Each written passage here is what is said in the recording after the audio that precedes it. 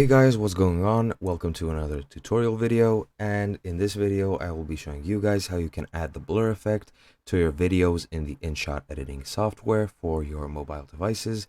So let's get right into it.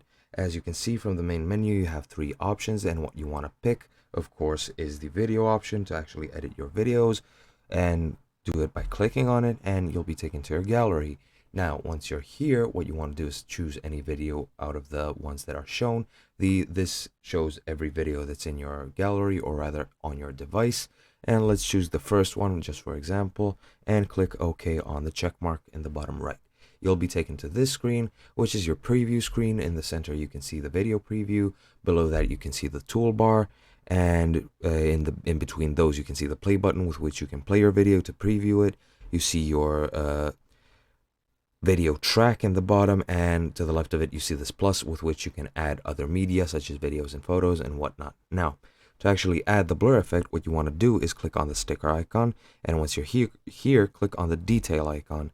You can pick any one of these that you'd like. Let's say, for example, the blur effect, and as you can see, this blur circle, or rather rectangle, has appeared. Actually, let's choose a triangle. I think that's a bit more visually appealing. Just click the mask, or rather make it quite large, or rather low detail, and now you've added the effect. Now, that's from the beginning. What you want to do next is just drag it until the end, or rather however long you want it to last. And now how you actually change the position. Each time, each frame that's out of position, you just want to move it here.